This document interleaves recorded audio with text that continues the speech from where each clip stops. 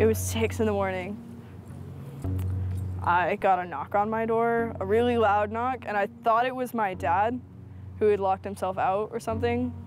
So I opened it, and it's the LED flashlights and the really obnoxious bulletproof vest and the dragging me out into the cold when I'm in my pajamas. That was not fun. They seemed pretty shocked by the sarcastic, belligerent, angry teenager that they dragged out of bed that day. I don't know if it's just that I was 19 or that I was a girl, but they didn't expect this.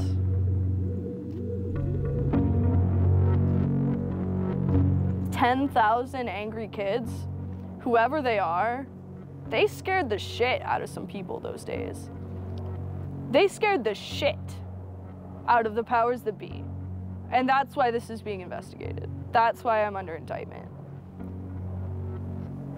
That's it.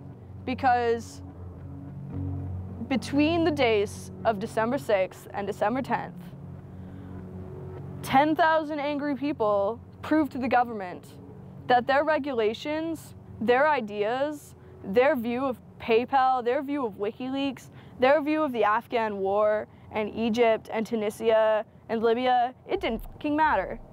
Their opinion no longer mattered because someone was out on the internet kicking ass.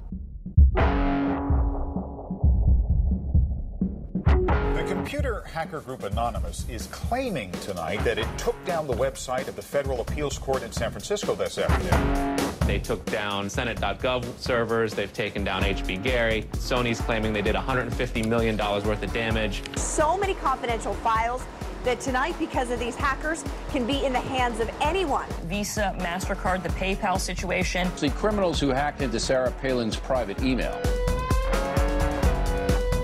The Church of Scientology says Anonymous is a cyber terrorist group of religious bigots. Anonymous and this other group called Lulz Sec. They seem to be wanting to prove a point. Anonymous kind of was like the big, strong, buff kid who had low self-esteem. And then all of a sudden, punched somebody in the face and was like, holy shit, I'm really strong. And Anonymous calls itself the final boss of the internet. And sometimes it proves to be really fucking true. If you are going to violate the freedoms of the internet, you certainly better watch the fuck out. They are kind of the rude boys of activism. There's a real rough edge to them, which I think also is one reason why they garner so much love and hate from people, too. They represent a certain sort of chaotic freedom. Individual, young, nameless, faceless folks are having geopolitical impact. I mean, it's both exhilarating to realize that and terrifying to realize that. It kind of depends on how that power is wielded. We are legion. We do not forget. Expect us.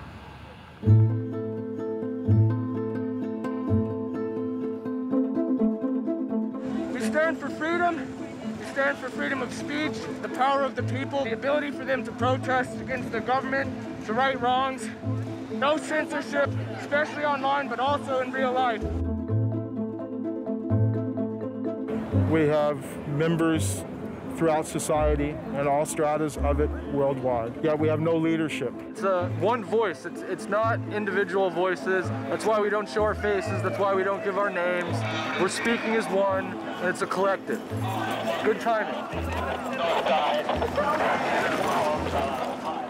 I would love to live in a country where the government fears its citizens and not the other way around. But right now, plenty of anonymous actors are in hiding because of fear of reprisals by the government. I've been called many things. There's unpatriotic. That we're just a bunch of children sitting in our parents' basement. I got called a terrorist sympathizer. We've been called kids, we've been called cyberbullies, we've been called hooligans, and, you know, sometimes those words aren't entirely unfair, but this is a serious political movement. No one, you know, in the general public really seems to get it. What they don't seem to get is that the ability for Anonymous to be everything and anything is its power. Anonymous is a series of relationships, hundreds and hundreds of people who are very active in it and who have varying skill sets and who have varying issues they want to advance and who are collaborating in different ways each day. They're a little bit like a prism or kaleidoscope. They've got many different facets and many different sides. Of course, when you spend enough time with them, you start to get a sort of feel or texture that's not just random, right? Yet it's very multifaceted, very rich, which does span from the quite lighthearted to the very, very serious. Bob Dylan had a line in a song just saying, to live outside the law, you must be honest. They might do something which isn't technically correct, maybe it's not legally correct, but they're doing it for purposes that in their minds at least are ethical. People who know what they're doing, who share an ethos, who have a commitment to exposing and humiliating the man, who have a very low tolerance of lies and what they perceive as evil on the part of overweening power structures. They share information, they share tools and techniques, and they are currently having a very good time. The hacker culture, as we know it, really sprang from one place. It was MIT, and it was specifically the people in the Model Railroad Club, the Tech Model Railroad Club. Hacking originated as humorous pranks. When the guys at MIT put a Volkswagen up on top of the dome of the building, and people woke up and saw the car up there in the morning, or they measured a bridge by the body lengths of somebody. I would say his name was Brian, and discovered the bridge over the Charles River was, 822 Brians. These are funny things. That's where hacking originated, and it migrated into engineering and computer communities. It's witty, it's pranks. Basically, Microsoft and Apple both got their entire start off computer crime. Bill Gates stole pretty much all of MS-DOS. Steve, Jobs, he was creating boxes to defraud the phone company, I always saw hacking as implicitly political. Hackers, whether they're conscious about it or not, whether they're explicit about it or not, make a statement about how we should treat information. And some years after my book came out, one of the people I wrote about, Richard Stallman, got very publicly and explicitly political about open software, and he believed that software should be free. Free as in freedom, not free as in beer, as he put it there. Behind it, whether misguided or not, there's a political impulse. Hacktivism was a term coined by a group called Cult of the Dead Cow. The Loft had an interesting relationship with the Cult of the Dead Cow. There was 3 members that were in both organizations. And we kind of kept like the serious security research that they would do under the Loft name. And if they were doing some sort of just goofy stunt-like things, they would do it under the Cult of the Dead Cow name. Because the Cult of the Dead Cow was really kind of sort of like a propaganda type of organization. They had a guy who was the minister of propaganda. They're kind of merry pranksters. Like, everything they did was completely over the top. They would dress up like Mr. T sometimes. They would do rap songs at DEF CON, like a rap performance. One of the guys there, I think his name was T-Fish, short for Tweety Fish, coined the term hacktivism because he saw one of the things his group was doing, which he called hacktivism, was writing software that people in other countries could use to communicate securely, even if their government was spying on them. So the principle was really, it was freedom of expression. It was everyone should have access to the internet. Everyone should be able to communicate and get their message out on the internet. Even more important in countries where there was repressive regimes, that if you said something against the regime, they would come and take you away, and you weren't saying it anymore. A good place to start are with what has often been called virtual sit-ins, which use the tactic of a denial-of-service attack. Denial of service has been around for a long, long time. The equivalent of like if you for some reason wanted to disrupt a bus service, right? You can hire 1,000 extras to all go and like line up at the bus station, right, and get on the bus. And so that anyone who was really trying to get on the bus couldn't do it, right? It's as simple as that. When you stop trying to visit, website goes back up, no permanent damage. And this tactic has been used by a number of different groups. Probably the most famous is the Electronic Disturbance Theater.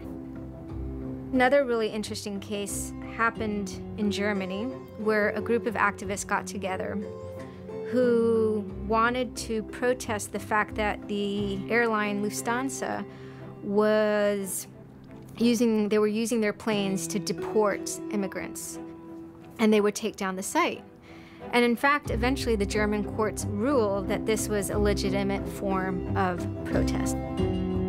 From airport security to subway bag checks, there's no question it's a new world post 9/11. It's worse now for humans post 9/11 because intrusion and surveillance, which is always going to be misused by those who can misuse it, has created a different kind of society in which freedom to move unobserved is a privilege only of the rich. Privacy is a privilege only of the rich. Hackers see the technology giving them sanction to buy that privileged exclusion as well. Intrinsic to the technology is the power to self-transcend and get out of the hump of the bell curve and move forward to a par with the masters of society and do battle with them on an equal level playing field. That's activism. Anonymous grew out of what's known as 4chan. Essentially, this is just a website where people can upload images and you don't actually give your name. It's just sort of anonymous. When you look at 4chan, you're often surprised because it looks like a site from like 1995 or something. The idea is very simple. You post a comment and you post a picture. And you can post under your name or anonymously. And it's separated into boards about particular topics. So there's topic on anime, there's topic on weaponry. There's like a 4chan board for origami, and you just upload interesting pictures of origami.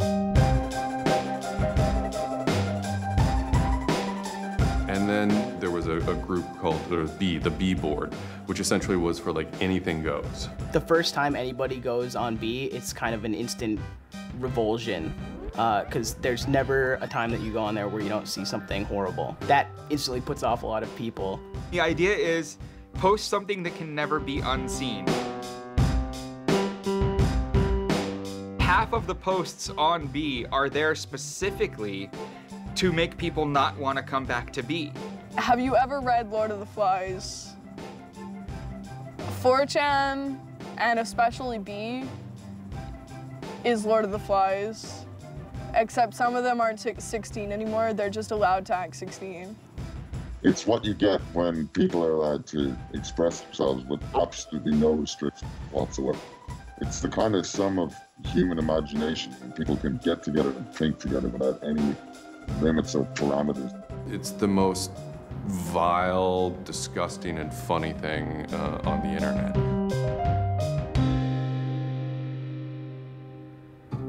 4chan was founded by Chris Mootpool when he was very young, maybe 15, in the early 2000s. He started 4chan because he was a big fan of Japanese animation. Chris Mootpool is the sweetest kid you've ever met in your life. He's small and he's got these sort of like tiny features, and he runs the most disgusting website in the world.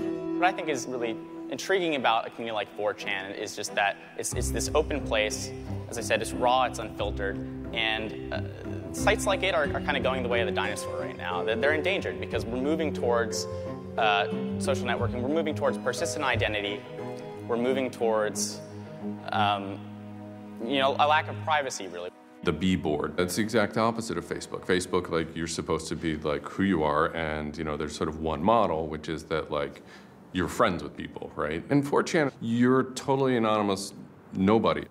And anonymous speech is, a lot of it's ugly, but not all of it is, right? It is actually sort of a place where people can be honest. One of the important things about 4chan is to have a thread that really explodes and lasts for a long time. If it doesn't, then it disappears. It's a site that's not archived. So it creates conditions for anything that grabs attention at some level. And so humor and grotesqueness as a result are quite good for that. I'd rather just be referred to as anonymous, I guess, in any interviews, because I have some docs out on me. 4chan's just where I went to. I grew up on it and I lived there. That's just what I did for fun. It takes a thick skin to enjoy it. But, you know, as long as you're not offended, you'll occasionally come into something really cool or really creative on 4chan. I think the most interesting thing about it is how you can watch memes evolve. You'll see something posted one day, and then a week later, it's got 50,000 derivatives of it. A meme is basically just an idea.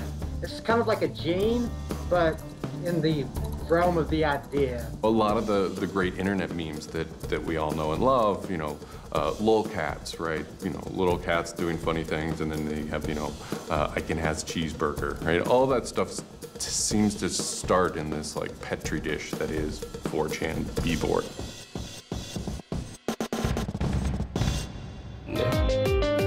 Say it publicly and your insane chocolate rain. Name any meme from the last about 6 years, and I'll bet you either in its first posting ever was on 4chan, or at least one of its earliest revisions that became what it was on 4chan. I can see the food situation is so we'll be on our way. It's basically the best breeding ground for internet culture, and as far as I'm concerned. With your neighborhood insurance rates, chocolate rain. 4chan is also very known for acts of trolling. Trolling is a fucking art. Trolling is getting the person you're talking to get as pissed off as they possibly can, and for no reason except for your own enjoyment. Maybe you're trying to illustrate a point, but it's mostly for your own enjoyment. For them, it's funny that like people think the internet is serious business. And if people think the internet is serious business, it's a troll's job to make their life terrible. The idea of anonymous came initially as a joke. I mean, somebody suggested that what if the whole site, what if 4chan, what if B was just one person? And what if that's just one guy called Anonymous sitting somewhere and you're just reading all these posts by one guy? And it kind of looked like that from the outsider's perspective. I mean, there's no way to tell the difference. It might as well be one guy. Fox News did a very famous segment about it. They call themselves anonymous. They are hackers on steroids, treating the web like a real-life video game, sacking websites, invading MySpace accounts, disrupting innocent people's lives. And if you fight back, watch out. Destroy. Die. Attack. Threats from a gang of computer hackers calling themselves Anonymous. I've had 7 different passwords and they've got them all so far. Anonymous hacked his site and plastered it with gay sex pictures. His girlfriend left him. She thought that I was cheating on her with guys. As long as I can think back, Anonymous have done some pretty off-color things in the name of getting cheap laughs, you know. But, I mean, that's part of the culture. They get what they call lulls. Lulls is a corruption of LOL, which stands for laugh out loud. Anonymous gets big lulls from pulling random pranks. For example, messing with online children's games like Habbo Hotel. Habbo Hotel was this online community where you had an avatar and you walked around and talked to other people. It was kind of like an early version of, you know, World of Warcraft or Second Life or any of those virtual worlds. What the people on B did was invade Habbo Hotel, created, you know, thousands of avatars. They all had this one uniform of a black guy with a big afro wearing a black suit. And so there would be thousands of these people, black guys, black suit, you know, huge afro, walking around this world, and they would do things like form a swastika out of themselves. And I think that was a real landmark because it was when they were able to see that, you know, they can use their numbers to do something really interesting and really disruptive. So we blocked the entrance to their pool, and that just pissed them off so fucking much. It was fucking beautiful. That was fucking just wonderful. Wonderful times. Those kids love that pool. They love the shit out of their pool. The goal was actually to offend everyone, simply because the idea that we could offend you by drawing a little shape on the screen was stupid to the people involved in it. They were like, really? You're going to get that mad over us just drawing this on the screen? Wow, well, you need to refocus a little on life because this should not be upsetting you that much. Barrett Brown. I'm the director of Project PM and former operative with Anonymous. We were targeting furries, which were a subculture of people, of course, who, you know, a lot of people on 4chan find irritating by virtue of their being irritating.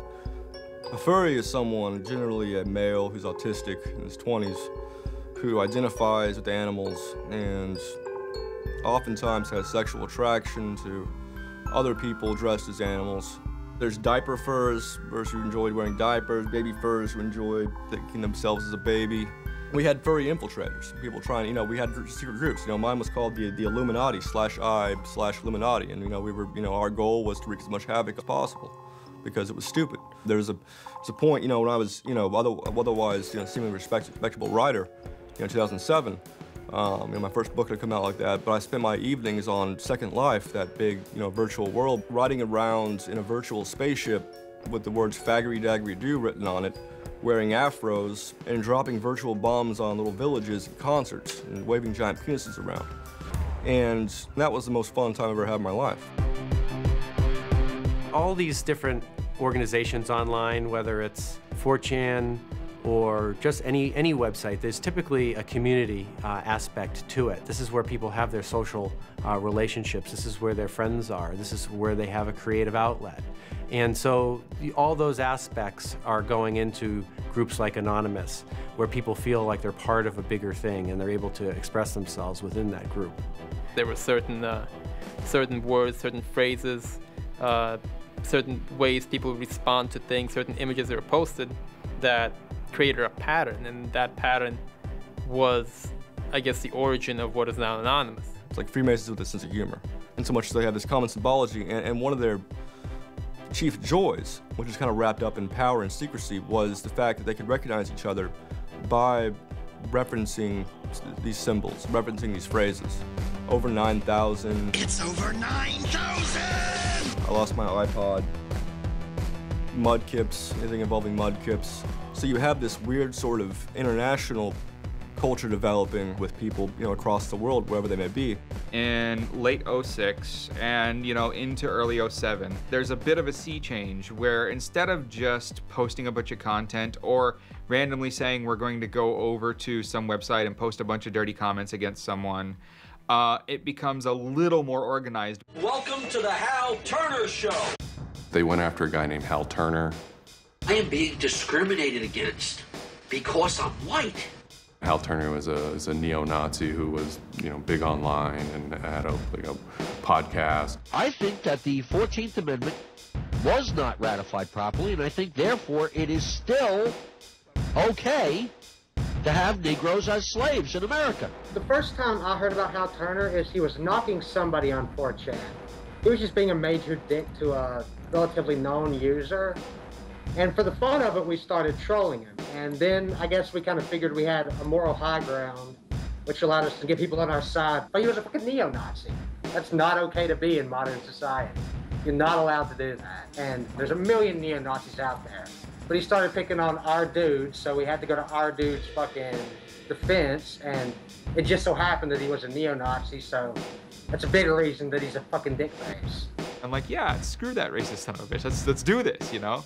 So I joined in, and I made some of the phone calls, and, you know, I played around on the chat thing on his website and posted in the threads and whatnot. Who are you? Where are you calling from?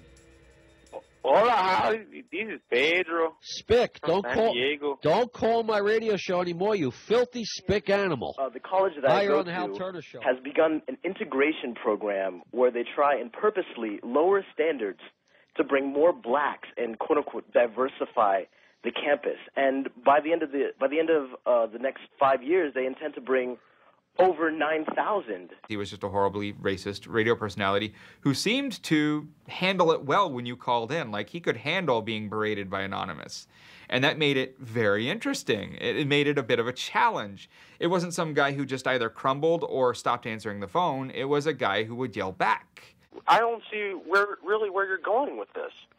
Where I'm going is, I believe Barack Obama is genetically incapable of exercising the power necessary to govern the most complicated nation on earth.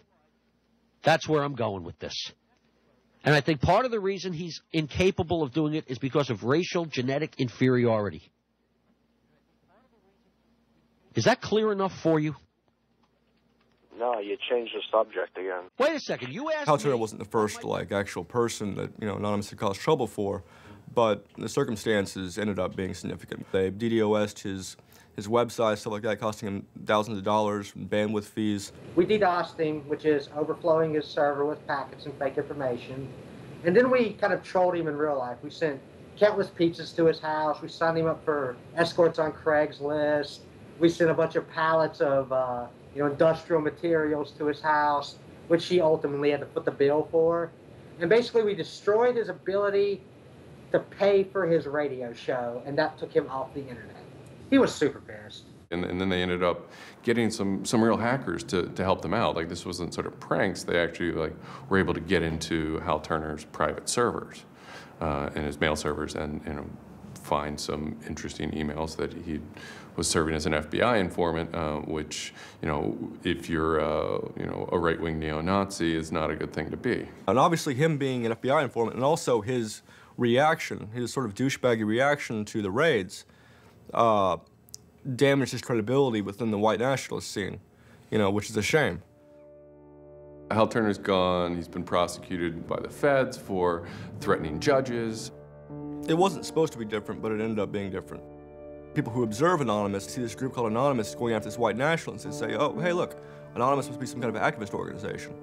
So by virtue of those people joining Anonymous, Anonymous becomes more of an activist organization. What follows is a period of confusion and anger in which the original Anonymous people, the sort who want to keep Anonymous as this nihilist little, ridiculous group, are upset that now, that the most terrible thing on the internet is now becoming a force for good all of a sudden.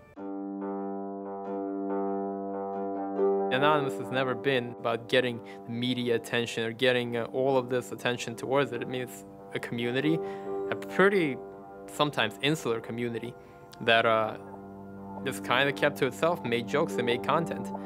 But that was, of course, changed completely. Just turned completely on its head when Chinology started. Anonymous began to become less of just a culture, people who wanted to perform pranks, and more of the internet's first army.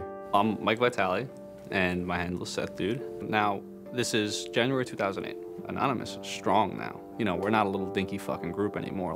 This is millions of people worldwide, and we're watching. And then Scientology stepped in with a big target on its chest. A video came out of Tom Cruise. It was supposed to be like an internal Scientology video, talking about secrets of Scientology. Being a Scientologist, when you drive past an accident, it's not like anyone else. As you drive past, you know you have to do something about it because you know you're the only one that can really help. It talks about you're the only one who can stop, bad things from happening. And so this is kind of widely mocked online. It circulated like wildfire. There's nothing part of the way for me. It's just... People found it humorous and goofy. And the Church of Scientology went into their legal mode, and they threatened websites with lawsuits if they didn't pull down the video. Instantly, the Scientologists post a DMCA, Digital Millennium Copyright Act. And this is a way that if you own content, you can go to video sites, upload sites, and have your content pulled when someone uploads it illegally. So Scientology's always at odds with the internet, always trying to legally bully people out of fucking them over on the internet. They always did that. And then here they are trying again, but you know what? Anonymous saw that, and they said, oh, you guys just fucked around badly. You're trying to censor our internet. Are you trying to take a joke away from Anonymous?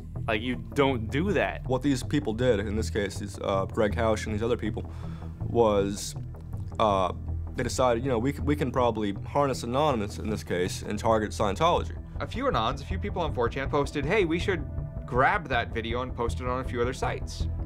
And I was one of the people in that thread talking about it. And we got the original source of the video by reaching out to the person behind the accounts and everything. We start posting it.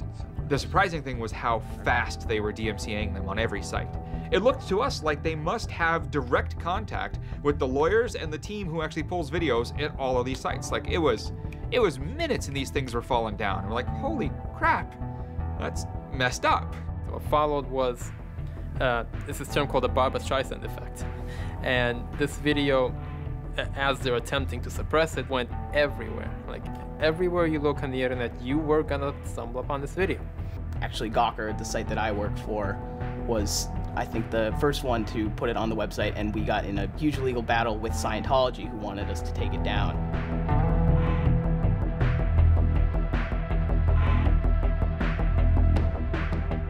A guy joins the channel, and he says, you should all look at Gawker. So we go over to Gawker, and the strangest thing has happened. This big media company had the video up on their front page and basically had a comment underneath of it that stated very clearly that the FBI would have to come take their servers to get this video taken down, that they were sick of this abuse that was going on.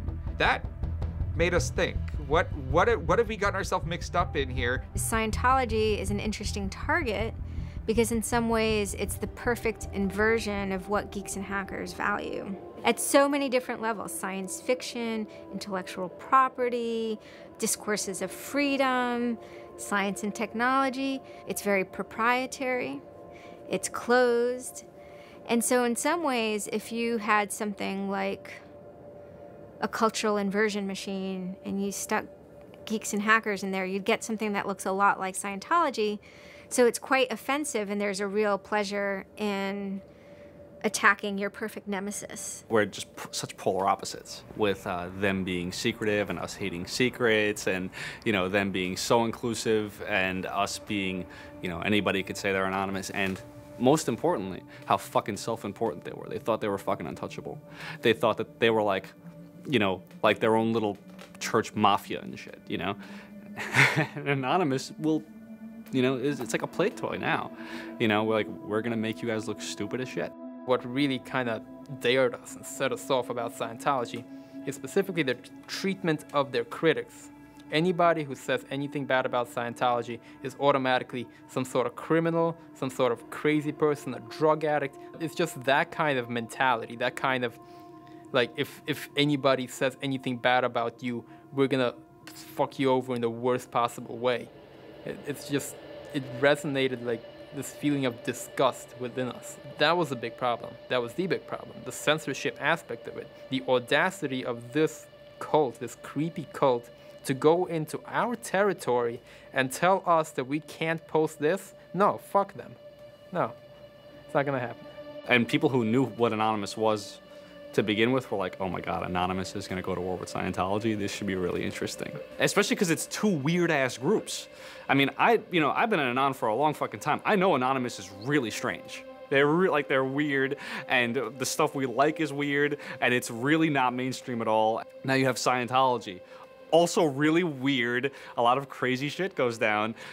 Anybody on the outside who's seeing this is going, let's watch these two retards fight. Like, both their pants are gonna fall down, they're gonna triple, and it's gonna hurt everybody, and it's gonna be hysterical. And what happened was all these people who were geared up, the infrastructure was built to war with other Anons, said, you know what, fuck it. Everybody's gonna get together and pound the fuck out of Scientology.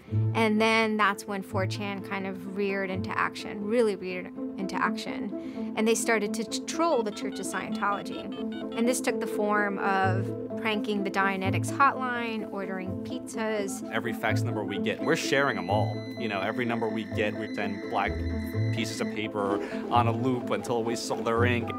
I go to call them on the phone and it's busy, busy, busy. And that's their main fucking Dianetics hotline. Their Dianetics 800 number, you can't get through because Anons have completely fucking clogged it and just probably saying stupid shit. The whole idea was just you call them just to keep them on the phone. What's an Elron? How do I Dianetics my face? They were not expecting that, and they couldn't handle it.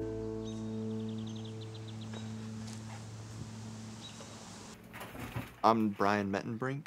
I always liked anything technical, mechanical, anything sciencey, really. Computers do what you tell them to. They don't all of a sudden start doing weird stuff, and if they do, it's probably your fault. And I always like that, they're perfect, really, in a way.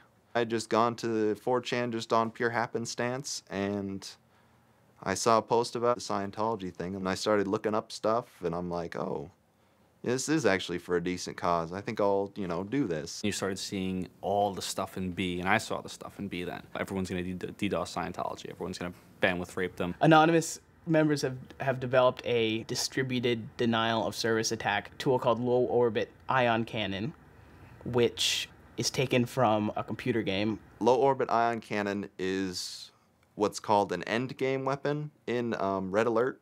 All you had to do was literally follow instructions step by step. I downloaded a program that's free and legal for anyone to download and use. And I followed the instructions and I typed in www.scientology.org and I pushed go. And what it does is it tells Scientology.org, in this case, it tells them to send their website to my computer about, I think it was 800,000 times in a weekend. And I'm pretty sure I probably took it down myself a couple of times. This tool is Low Orbit Ion Cannon, sometimes referred to as LOIC. I am actually not breaking any laws by using this tool against my own computer, 127.0.0.1, which is a non-routable address. But, of course, if I were to have attacked one of those other bigger sites out there, I would have severely been breaking the law and would have been doing it in a way that was quite easy to track. What you do is you put in the site, you see that the IP is correct, you make sure that all these settings are good, and you hit the button, and off it goes. It felt like you were making a difference. You know, just you yourself, and you didn't even have to leave your home, you know? You just sat at your computer and followed instructions and stood up for what you believe in, so to speak. You made your say in the world, and hopefully it turns out better for it. Yeah, that was some really crazy stuff to watch. To be sitting there in front of a monitor and you have just information just flying in front of you, and it's this unseeable internet war. And one of the guys said, we need to make a video. We have to make a video. Hello, leaders of Scientology. We are anonymous. When the video came out on January 21st, that was one of the first times that Anonymous as a culture started referring to itself as Anonymous as a movement, and declared that it was going to take down and destroy the Church of Scientology. That video probably changed everything. Knowledge is free. We are anonymous. We are legion. We do not forgive. We do not forget. Expect us. It basically looked like if a computer was going to tell you that he was going to beat the shit out of you, this is what it would look like. That one video, you really galvanized that moment of innovation. That's exactly like with that video, internet activism as it's known today was born. What the video was saying was, it's over. You're not going to be able to follow people back to their house anymore with impunity. You're not going to be able to just issue a cease and desist letter to any reporter who wants to write some shit about you that you don't like. You know, that's done with. Every time you do that, Anonymous is going to hit you harder. So we made a video named Call to Arms that said, we're going to the streets. Every major city of the world has a Scientology building. Be very wary of the 10th of February. Anonymous invites you to join us in an act of solidarity. Anonymous invites you to take up the banner of free speech, of human rights, of family and freedom. Join us in protest outside of Scientology centers worldwide. And you just see this consensus forming that it's going to happen. So we made the third video, the Code of Conduct. Don't bring weapons. Dress accordingly. Cover your faces, because they will try and find out who you are and screw with your life. Rule number 17. Cover your face. This will prevent your identification from videos taken by hostiles. Scientology has a history of harassing, stalking, and just generally doing horrible things to its critics. So people needed a way to hide their identities. A lot of people had very legitimate fears. They don't want to be followed home. They don't want to be stalked. They don't want to put their families and themselves in danger. Everyone was going, well, we're going to wear masks. What's the only fucking mask that we all already know or have a joke about? And it's the Guy Fawkes mask. You see the movie V for Vendetta, you know, the ending scene where everyone's wearing the Guy Fawkes mask. That is very reminiscent of what Anonymous thinks Anonymous is.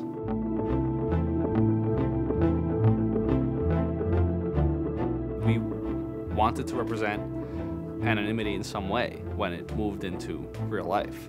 I think that the Guy Fawkes mask was one of the most natural things to happen. It is the idea that none of us are as cruel as all of us. You have this massive crowd of people who are anonymous that is going to fight against a bigger thing and win. Even after watching the video, it's like, yeah, this is great, but who's actually gonna do it? Who's gonna step up? Are people actually gonna get out of their house?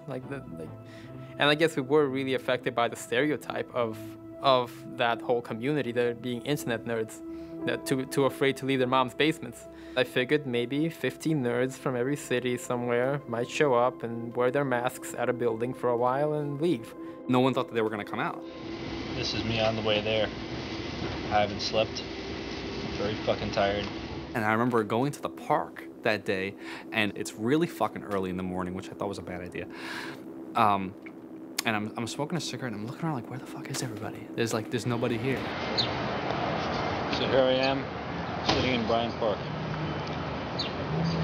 waiting for the other announcers to show up. I remember thinking like, oh fuck, like, am I gonna be the only one in the park? Am I gonna walk to Scientology with fucking 6 or 7 people? Which totally defeats the entire purpose of this, because now they could single me out, you know? Then I get up and I start walking around and I see there's a lot of green balloons over there for some reason. On the other side of the park, there was like fucking 200 people. There was Guy Fawkes masks everywhere. And I'm like, holy shit, this is huge.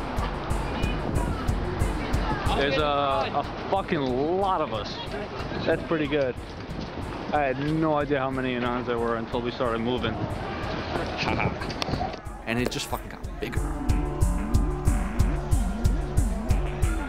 I remember walking through Times Square, and everybody in Times Square was an Anon.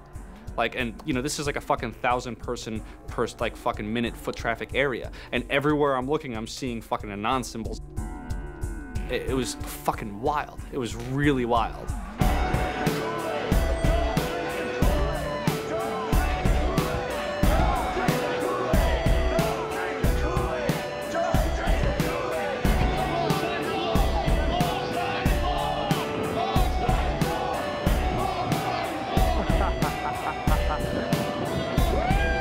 This is our fucking raid. Hell yeah! So we start getting numbers in. And Sydney, we're thinking that it's going to be 50 people. And before 10 a.m., before even time, there's already 50 people there. And there's still streams of people walking down the streets.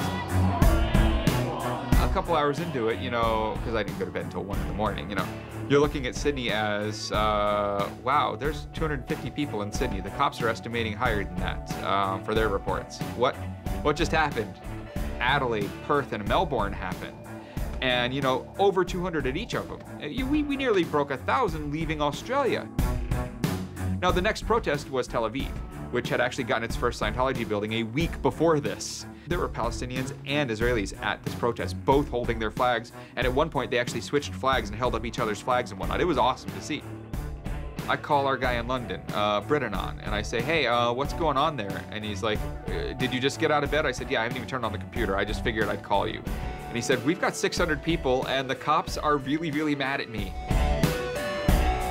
All the major cities were having hundreds of people come out. It was massive.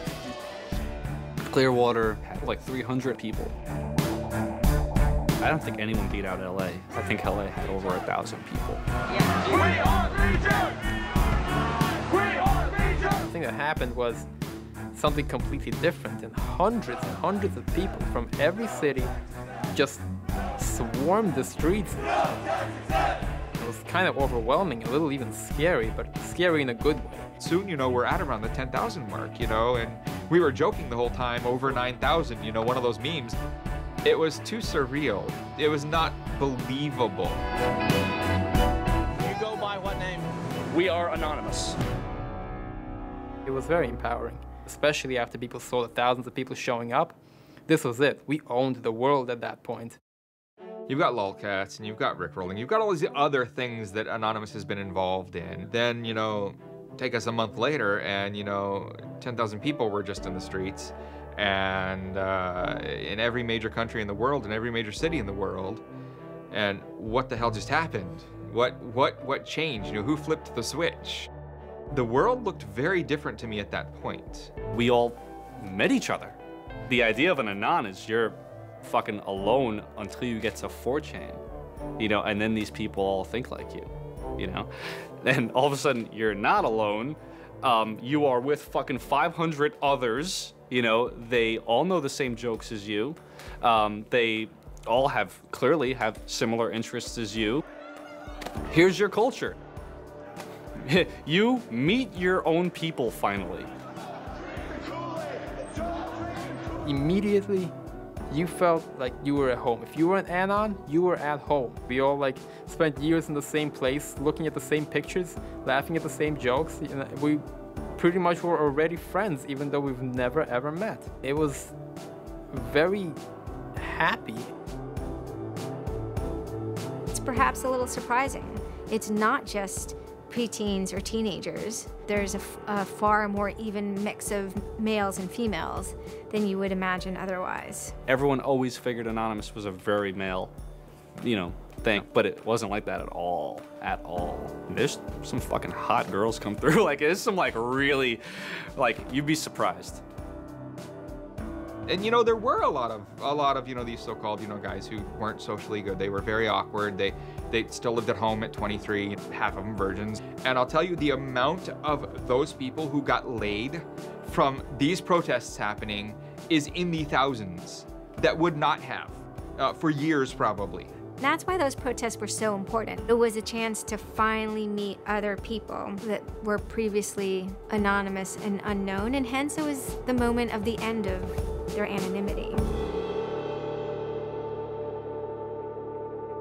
Scientology, they kind of fought back, so to speak. They posted stuff online. While claiming they are peaceful, in less than 3 weeks, anonymous members made or encouraged 8,139 harassing or threatening phone calls, 3.6 million malicious emails, 141 million hits against church websites, 10 acts of vandalism, 22 bomb threats, and 8 death threats against members and officials of the Church of Scientology.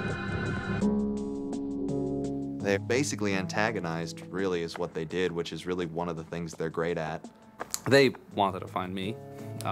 They did.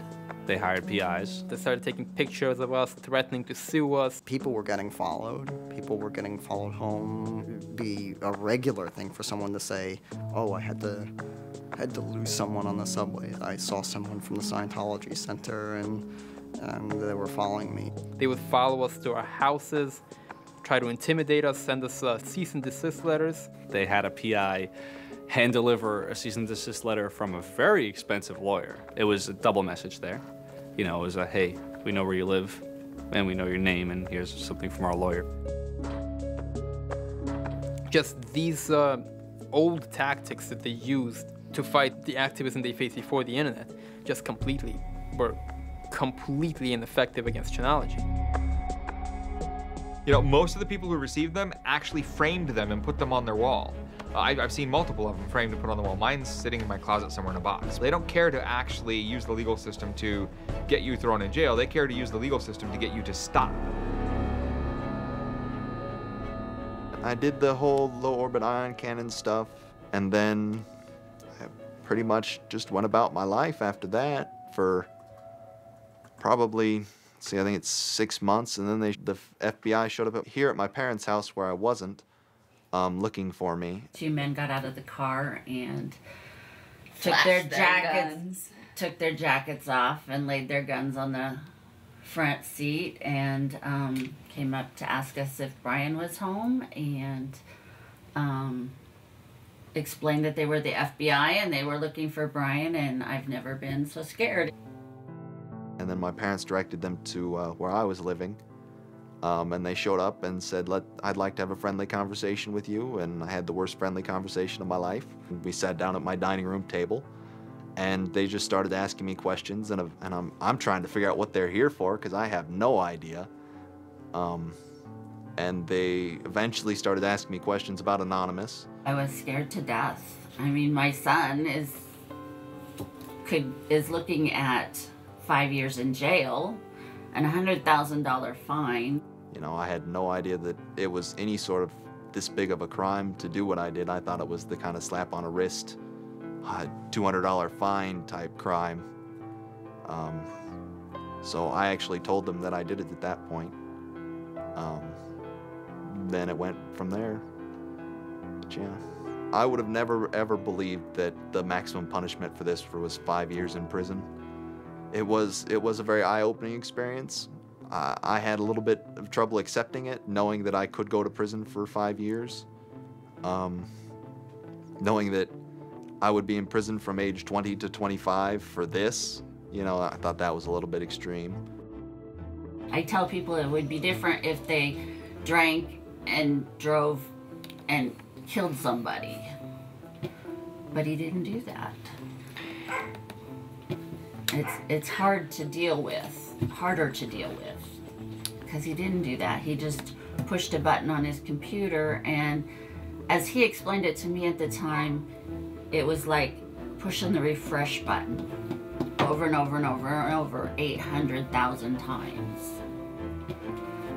And it seems like such a little thing. I did the second most damage is what Scientology said. I sent the second most out of everybody. So I got the maximum for my category, which was 1 year in prison and 1 year supervised release. I think, you know, the way I feel is for what I did was one of the most, like, lopsided punishments I've ever, like, read about or heard of. Yeah, I think it's ridiculous, especially the year supervised release where I can't touch a computer for a year. I'm not sure what that's supposed to solve, except make my life difficult. So that computer behind me back there, I could go back to prison if I went over and touched it. I can't knowingly associate with members of Anonymous. They just made a big deal about Scientology as a religion and that this is America and you can believe in whatever you want to believe, and I'm pretty sure they actually compared me to like the KKK and the Nazis and stuff in the courtroom. Yeah, it's a completely different issue. I'm very proud of what he did. He stood up for what he believed in, but that was never, ever mentioned. I never would even dream of hurting anybody. You know, it's just not me.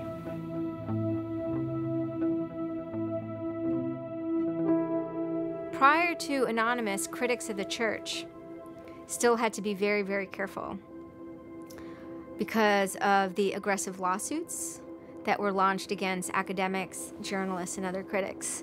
I would say that era is over.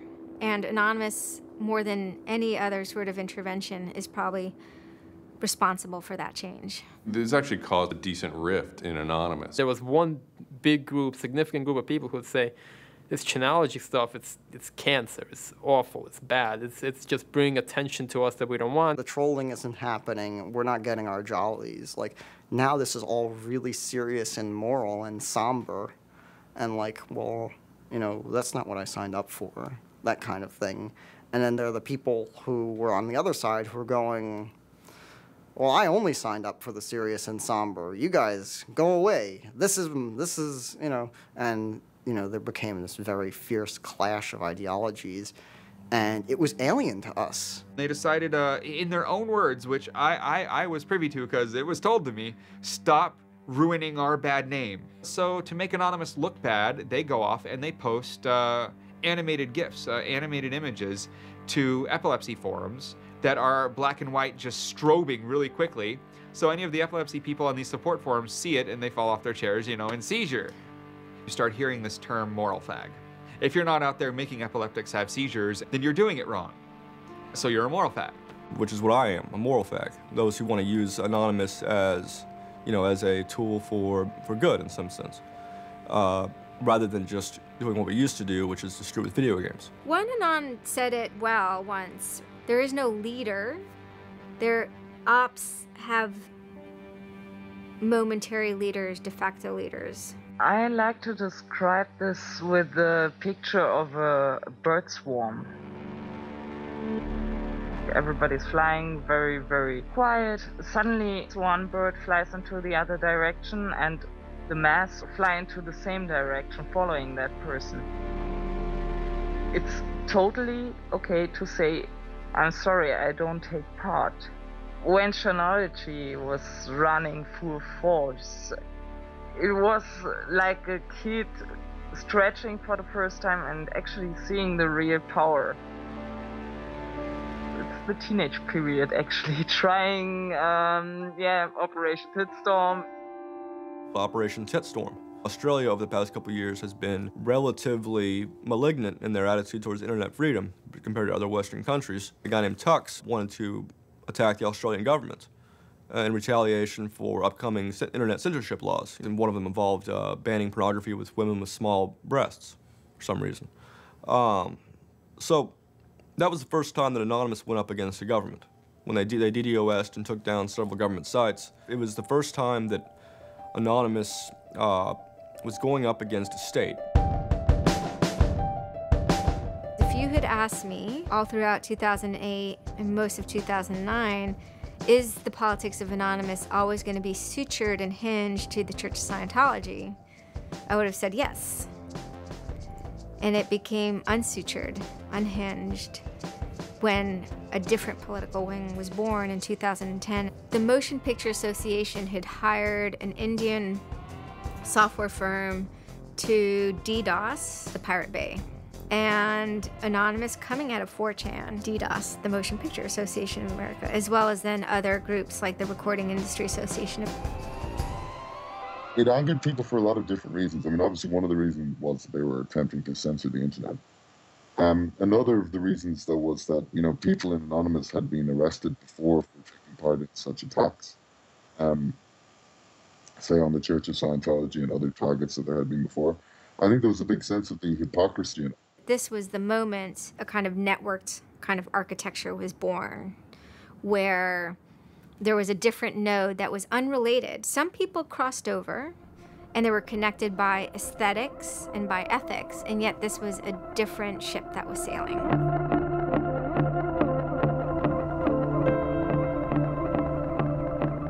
It is our task to find secret abusive plans and expose them where they can be opposed before they're implemented. The interesting thing about someone like Assange is that he actually also sprang from, you know, a hacker culture. It's a mentality of spreading information. Julian was Mendax. He was the greatest hacker that ever walked the face of the earth when I was a kid. I mean, they rumored he could move satellites around in space by hacking into NASA. I mean, you know, maybe it never happened, but I mean, it was, you know, it was a myth that kept young kids like me wanting to, like, you know, plug a computer into a modem and see if I can move some satellites around. WikiLeaks is an instantiation of the hacker ethos. Truth wants to be free, and we want to liberate it. WikiLeaks released a huge trove of diplomatic cables. There was a lot of controversy from every quarter of society. The WikiLeaks website released nearly 400,000 secret U.S. files on the Iraq war late today. It was the largest leak of classified U.S. files in history. The diplomatic cables show the U.S. is spying on its allies. Lots of things which were understood in private and may have been not even talked about explicitly. Suddenly they're out there in the cold light of day, and it's going to make some governments and some individuals very uncomfortable. He was showing the world a glimpse of how, you know, the powerful elite actually work, at least to some extent. I mean, these are fairly low-level diplomats sending messages back and forth, but it's a side of government you hardly ever see, and it's pretty eye-opening. And you know, once it's out, it's out. I think information wants to be free, but let's look at it. Let's analyze it. It's important that we know such stuff. It's important that we know what our governments do, and if they don't tell us, then somebody has to. There was one particular moment that really sparked the fire, and this was when PayPal, MasterCard, and Amazon pulled services for WikiLeaks. So all of a sudden, there's no way to actually like process donations to WikiLeaks. And then people went and found like neo-Nazi groups.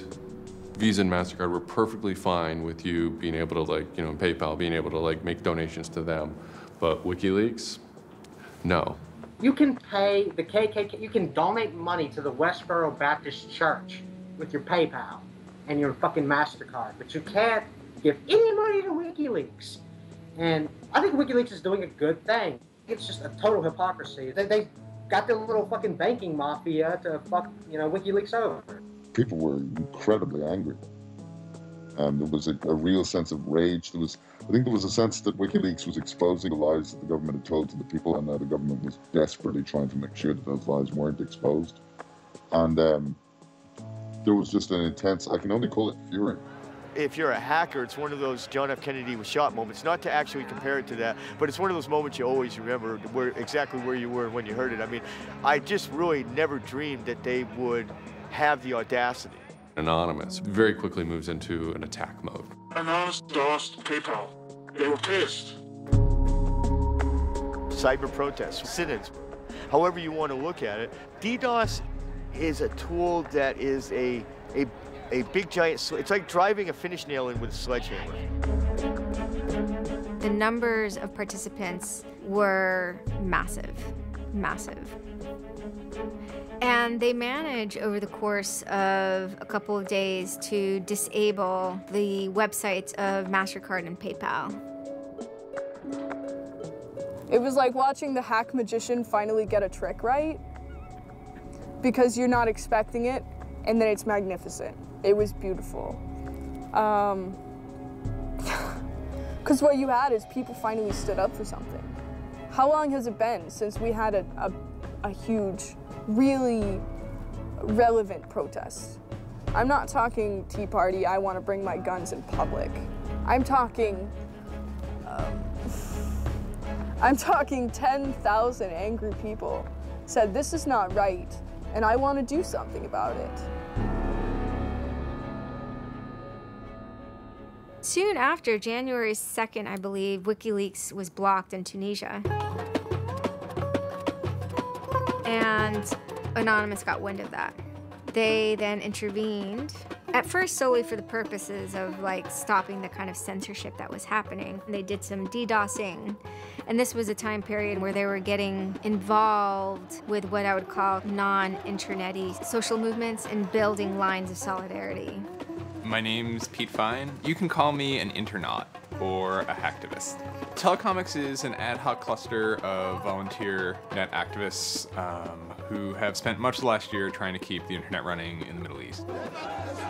During that time, we saw the Tunisian government not only censoring and filtering the internet, but also doing some kind of technical trickery to steal people's Facebook passwords and delete their posts and see who was posting what and, you know, fake posts, stuff like that. Some Tunisian hackers came to us. They were members of Anonymous, and I didn't even know we had members of Anonymous in Tunisia, so it was a shock to me. And they had they had the keys to some parts of the kingdom, so to speak, when it came to the dictator in Tunisia. We went in on behalf of those Tunisian Anons, and we helped them get that and extract it, and then it went to WikiLeaks. The Tunisians overthrew Ben Ali, who was kind of a repressive dictator. A revolution that was facilitated by the internet, by Facebook and by Twitter. Not caused by it. I mean, 50 years of dictatorship has caused the Arab Spring. But the internet has certainly been helping. There's a video where they are thanking us for being involved, holding up a map saying we were the only one who stood by their side.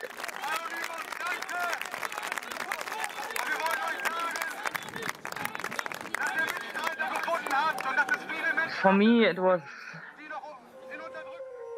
awesome to hear that and to feel the connection. The same group of hackers that target anti-WikiLeaks sites have now turned their attention to Egypt. In kind of the lead up to the Egyptian revolution, we would tweet on people's behalf. We would get people from Egypt who were unable to access Twitter on their own on our IRC network, and we would take reports from them and tweet them out using our account to kind of help them get the word out about what they were experiencing. Some of this shit is personal. And one of the things about the movement as a whole, when Egypt rolled around, is that Egypt broke us emotionally. Watching in real time with live feeds that we helped set up, Egyptians get massacred with machine guns. It was different, and I have never in cyber activism wept before. It's never bothered me like that. It's never been able to touch me the way Egypt touched me. It was fucked up that we were watching people killed for no reason other than leaving their homes, that these people had every right to freedom, that they had every right to choose their government. And then January 27th, January 28th rolls around, and the Egyptian government starts shutting down the internet. I mean, just for the whole country. The whole country. There's this fantastic traffic graph that you can see the traffic coming out of Egypt, and it looks like, you know, like this. And it goes like that. Just totally stops. And we were just shocked. I mean, we were just like, what the fuck? Like, what the fuck? To think that a country would completely cut itself off as much as it was able to from the outside world was pretty unthinkable.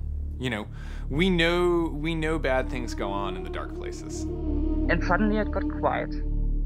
I remember that somehow burned into my brain that first Twitter was flooded and suddenly everything was quiet. That's the kind of thing that could start riots. I think when Mubarak did what he did, I think it really upset people here as well as in the Middle East. I put myself in their place, and I found myself in a desert of nothingness because he just wiped out everything that my world incorporated. That just showed me and everybody else that the same thing can happen at any time, at anywhere, in any government.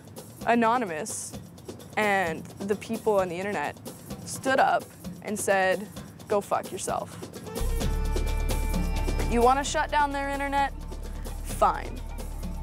The people on the internet will show them how to turn it back on. It's almost like the internet as an actual thing. It's like the internet is a living thing. It's like a conscious thing that gets up and says, no, you can't do that. A lot of my friends helped with encryption, helped people on the ground in those countries validate SSL keys and certificates, and really showed them how to subvert their government and become free. And then telecomics started to tweet connections to the internet, dial-up connections. In Egypt, the care package we put together included some kind of our comms information, the ham radio and dial modem details. In total, we helped coordinate and run about 500 dial-up modem lines. We also Googled up treatments for tear gas and other kind of basic medical treatment and found folks who could translate that into Arabic. Sort of put this together in a nice one-page PDF and fax, and off it goes. I think the most effective thing was shutting down government websites. We're taking your dictator's web pages down. It is cyber warfare at that point. When you're dealing with a dictator like that that's killing people, all the gloves are off. We are going to not just take your websites offline, we are going to destroy your every communications. We are going to wreck you like a nation state would wreck you. In Cairo, Egypt, the crowds are shouting and screaming.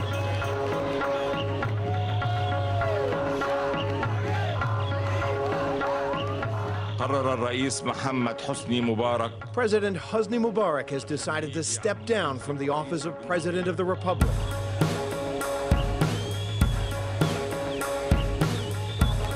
When Mubarak left, it was a hell yeah moment. People can rise up, people can make a change. And I think for a lot of people in America, it was the first time they had seen people rise up and take down their government and say, we're sick of this shit. We're sick of the oppression. We're sick of living as slaves to your power. We had Egyptians come thank us as we're doing this stuff, and I said to them, like, look, you guys just get our back if stuff goes down here. Although it was awesome and it was one part we were fighting for me it was quite clear that it's not the end of the story. That it's not suddenly changing into rainbows and 9 cats or whatever, but that we now have to watch even more. The FBI is now investigating Anonymous, a loose collection of rogue, tech-savvy hackers credited with bringing down the websites of MasterCard and Visa last December. So there were 40 raids back then. They seized computers, cell phones, and those kind of technical apparatus, sometimes including in the case of, a 19-year-old girl lived with her family, they took her parents' stuff too. There's always been a sort of cat and mouse dynamic, not just in relation to the feds, but also to these sort of groups that have appointed themselves as guardians of the Republic. And there's groups called like Backtrace Security, which is made up of a couple of deranged people who, I think for personal reasons, have grievances against Anonymous. I've been threatened by people who are former Secret Service agents who now run private security companies. Suddenly, on February 5th, Financial Times article comes out that we all see. And it's quoting this guy named Aaron Barr, who's the CEO of HP Gary Federal, which is an intelligence contractor. And Aaron Barr is telling his Financial Times journalist, Joseph Min, that he's been secretly monitoring the AnonOps server where all this is going on, and has done so for several weeks, and using his own custom brand of information operations techniques, has managed to identify the alleged leadership of Anonymous, including 25, quote, lieutenants, unquote, some sort. We have to see this document. Everyone wants to know. We don't need to destroy him. We don't need to destroy his company. We just need to see the document, and we'll decide what comes next after looking at the document. So they get it. It was unbelievably easy to get into that network. And my name was on there as a screen name, and Greg Hausch was listed there by a screen name. The fact of the matter is, what he told Financial Times was everything he told them was demonstrably untrue, and very much hilariously so. He had to be shut up. It had to be proven to the world that this guy was a retard and that his information was in no way valid. Now, to put that in hacker terms, Anonymous is a hornet's nest, and Barr said, I'm gonna stick my penis in that thing.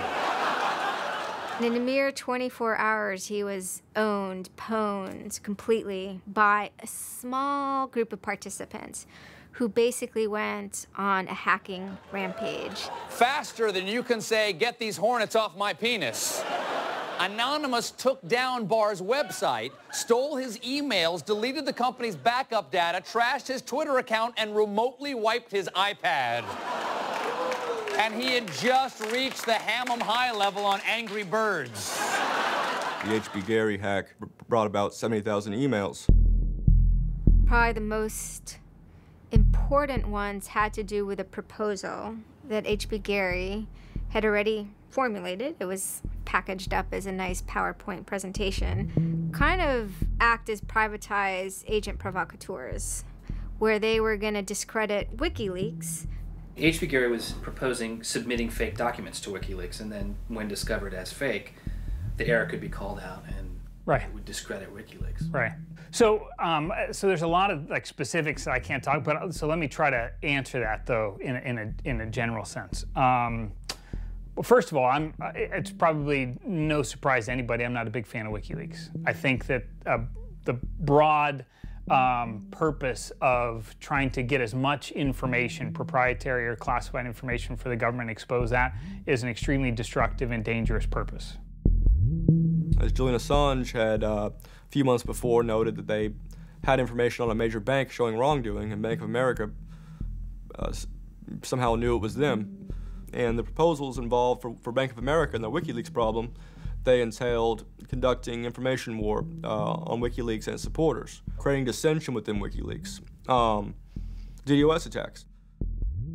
You also wanted to launch cyber attacks on WikiLeaks infrastructure to get information on document submitters. Well, one thing I guess I want to make sure is clear is, you know, none of those activities had actually occurred. You know, in business, there's, you know, when you start proposing or thinking about an idea, there's a brainstorming phase. And somebody says, well, what if, you know, what could we do? What's theoretically possible? Well, still, this was an idea. This was proposed. This was something that you thought about. Right. They also wanted to go on a campaign kind of targeting Glenn Greenwald, who's a reporter for Salon, who's an outspoken kind of critic of the government and supporter of WikiLeaks. It seems like you're trying to attack a journalist here. Yeah, and I don't want to talk too much more about Glenn Greenwald, but other than, you know, what I previously said is, you know, there was never an intent to attack journalists, not on my part. You know, nor I guess I should say I should generalize that and to say that, you know, I would never just outwardly attack a journalist, other than if I felt that there was a journalist in my mind that was acting unethically. That, you know, that is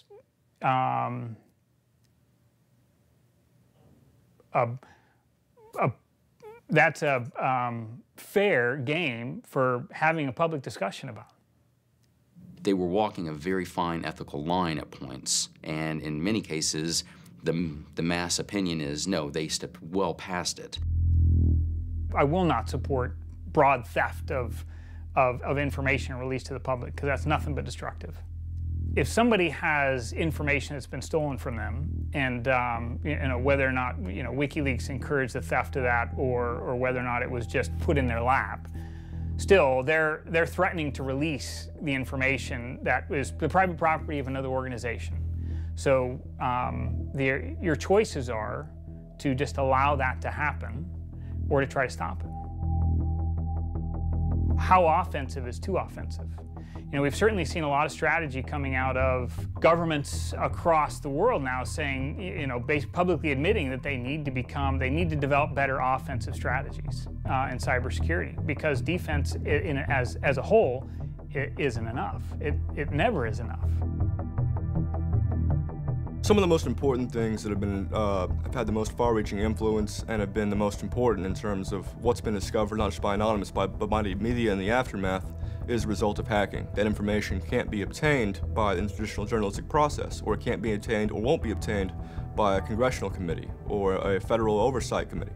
For the most part, that information has to be, obtained by hackers. After this had happened, although only a small number of people had participated, the collective mood was exuberance within Anonymous. It was a kind of moment of the lulls being recharged, which people were excited about because people felt like the lulls had been running low during the Middle Eastern protests. And so it was a moment of great triumphalism within Anonymous. Anonymous is currently targeting Sony's website. We are doing this because Sony is currently suing people for making features the PlayStation originally had available to the public. It started off as a denial of service attacks, but then someone really broke into the PlayStation network and stole all the user accounts and all the credit card information. Sony has confirmed that hackers broke into its PlayStation network, exposing the personal information of up to 77 million users worldwide. Anonymous basically bent Sony over and had their way with them, and the consumers were the ones that also got hurt in the process. 2 months of people not being able to use the PlayStations, that actually had real hardcore end-user impact. If they break into a site and they pull back customer information, do they really need to disclose 100,000 customers? No. What they're doing could be done a lot better. And when I say better, I mean better for the end user, for the customers, while still making a point. And then, kind of seemingly out of the blue, there was something by the name LulzSec that sailed into the seas. Well, LulzSec, it's sort of a group of a couple people, mostly from Anonymous, who, large part, were the same people who hacked HB Gary. And they decided to form this little group and just carry on operations sort of outside the purview of Anonymous for a while. They hacked whatever they wanted, they released whatever they wanted. It's almost like they had no rules. They just said, this is what we're gonna do. We're gonna stir up the cart, we're gonna make some trouble, we're gonna make some waves. And they did. What they did was they put on a play. Not high arts, not lowbrow either. It wasn't particularly, let's just say, grotesque. Their symbol was a kind of cartoon caricature of the Monopoly man with a monocle and a cigarette. There was a lot of iconography of boats and ships, pirate motifs, and then, of course, a cat. Chaos and mayhem. Right now, it's probably one of the right things to do. Some of the things LulzSec did in the court of public opinion were less noble. Private citizens were being doxxed, or the credit card numbers that could have been redacted. You could still make your point without actually, giving up people's personal details. So the court of public opinion swayed that LulzSec had crossed lines that maybe the previous manifestations had not. Collateral damage such as the release of docs and people's personal information who are just caught in the crossfire, really, of an anonymous confrontation, is something that a lot of anons don't really support. There was a lot of, infighting about it because their way, wasn't really our way. We will not attack the media.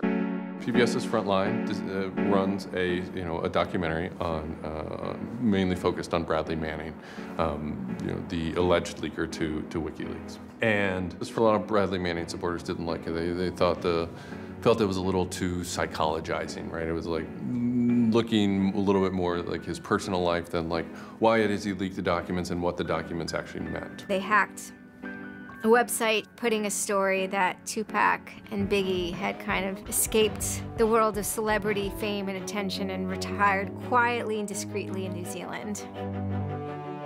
Also, when they attacked PBS, that gave me the creeps, As a journalist, I'm not too thrilled with the idea of someone judging that we don't like you to write that. We don't like your reporting, so we're going to shut down your website. I'm uncomfortable with that. It could be me, and I could be writing something about a group that they didn't like. And, hey, I'm happy to sit and talk with them about it, but, don't shut my website down. This is obviously about freedom of speech, so attacking the press would be, would sort of be a bit of a contradiction. So people always said, well, we shouldn't do that. And obviously LulzSec had a completely different agenda, so they had no problem doing it. They sort of saw themselves as going out there, breaking into like anything, everything, governments, corporations, police departments,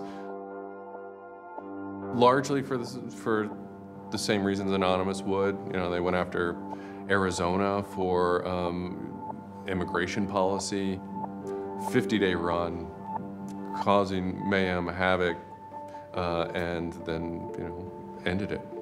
The computer hacking group, Lulz Security, has announced it's disbanding, saying it had achieved its mission to disrupt government and corporate organizations for fun. I call this whole thing the rise of the chaotic actor. It's not like the first time we've had hacktivism, but we're definitely seeing like a renaissance in it. And chaotic could be chaotic good, neutral, or evil. If you go back to the old Dungeons and Dragons charts. And some people see Anon-Ops initially, let's stick with Anonymous, as chaotic good. They saw Operation Payback, or they saw attacking Scientology, and they say that's good. It's like Robin Hood, right? Chaotic good. Outside the system, but doing something good. Other people saw Anon as chaotic evil, like the Joker. They just want to see the world burn and doing potentially irreparable damage. And the truth is, yes, it's the entire column of chaotic.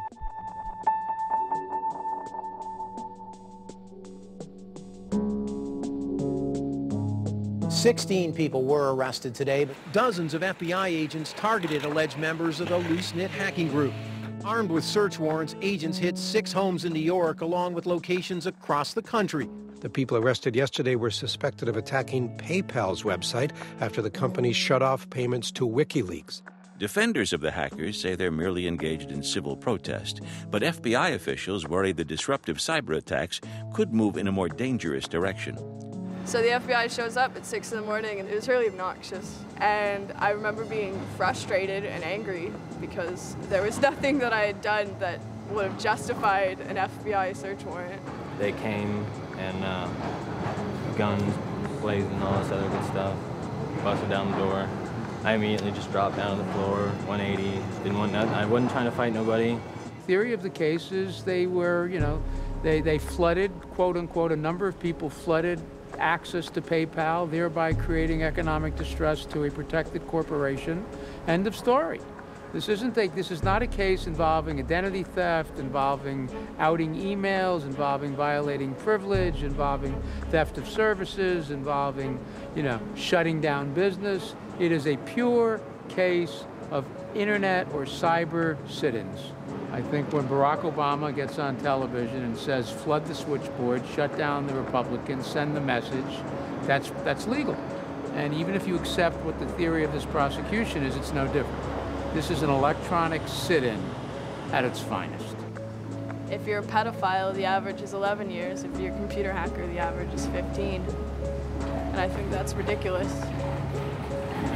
So, yeah. I mean, no, that's ridiculous. I mean, you can go molest children and get less of a sentence than you would for breaking into someone's phone.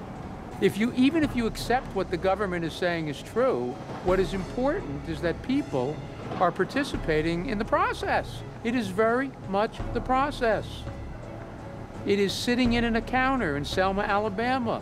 500 Freedom Riders refusing to allow people to go and sit in at a segregated lunch counter. They write books about that stuff. It is demonstrating at a street corner saying no to a war. It's just a different, it's just a different vehicle. It's the same results.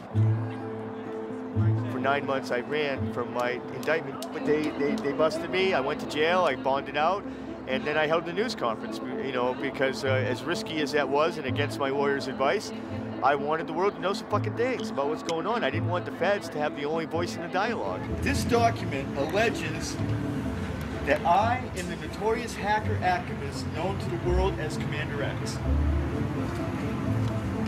I am Commander X. The indictment further alleges that I am in association with the global internet freedom movement known as Anonymous. And I say yes, I am immensely proud, humbled to the core, to be a part of the idea called Anonymous.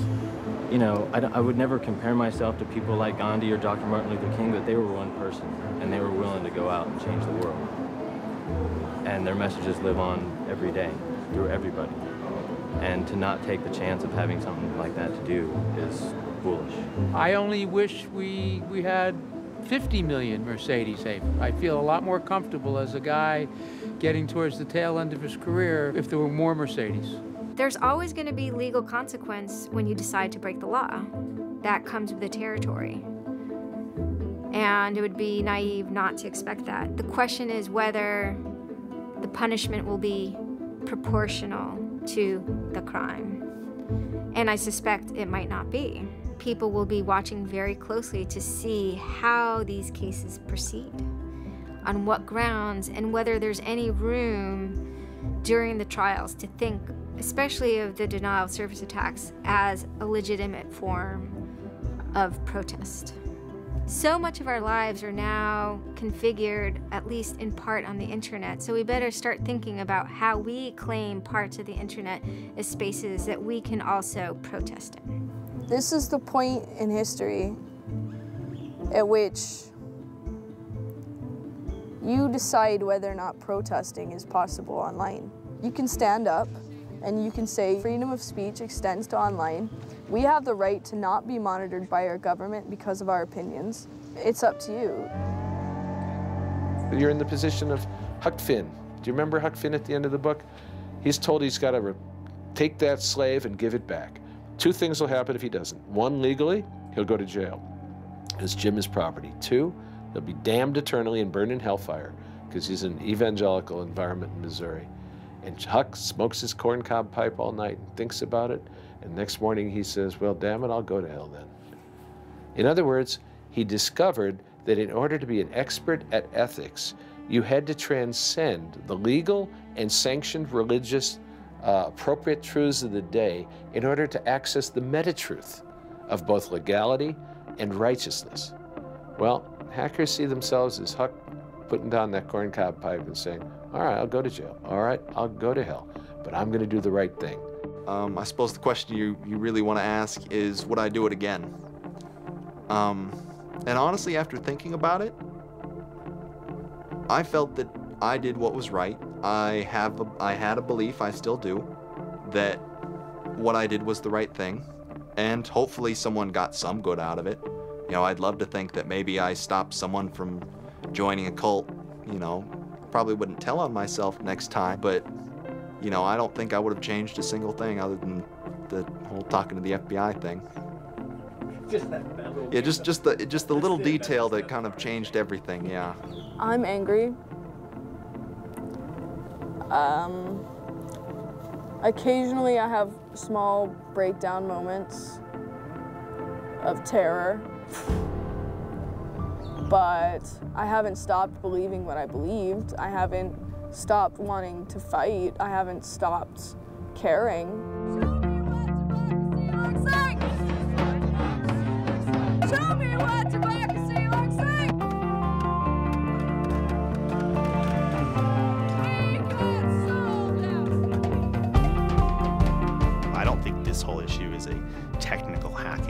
This is more about human philosophy and psychology. What's motivating us? Why is there so much unrest or disenfranchisement or anger that would lead people to want to take matters in their own hands and join these? Whether you think it's bad or not is irrelevant. It's not going away.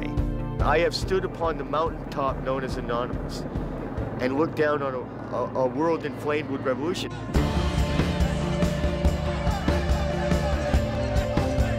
What can you say? Your spine tingles when you're at the cusp of history. When you're surfing, the waves of history, your spine tingles.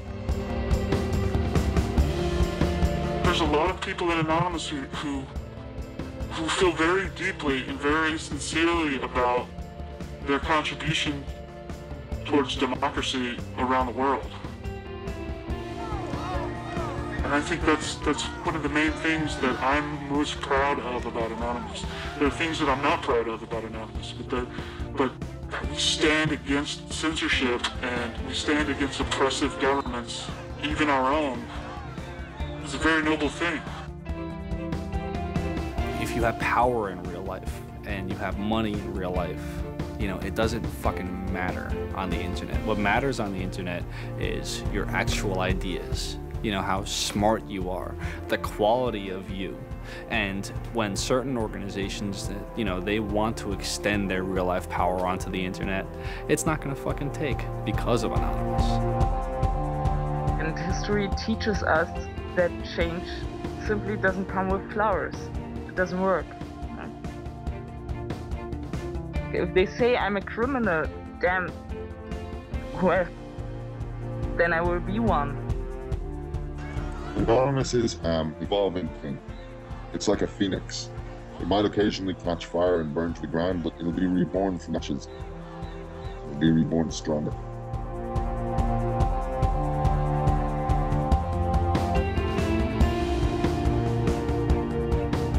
I don't care if you're a Democrat or a Republican or an independent, or if you like Ron Paul, or if you worship pigeons or Scientology, or if you're Catholic or atheist or Methodist. I don't care about that. Your opinion matters. I don't care if I disagree with it. I don't care if I hate your guts. Your opinion matters.